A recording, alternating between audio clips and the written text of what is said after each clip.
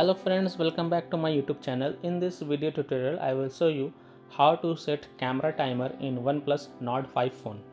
So open the camera app, then click on this three horizontal line at the top right corner. Then here you can see timer off option, then 3 second and 10 second. Let me tap on 10 second.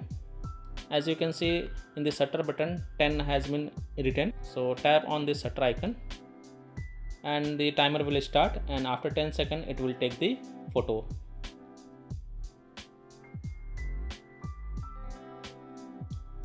So it has taken the photo. If you want to turn off the timer, then again tap on this three horizontal line, then tap on off button. The timer will be off, but when you click on this shutter button again, you will see 3 seconds of timer. To turn this off completely, tap on this 3 second icon and this will turn off the timer, and then you can tap the shutter button. It will take the photo immediately. So that's all for this video. If this video helped you, then please like and subscribe to my channel, share this video and hit the bell icon to get the latest updates. Thank you.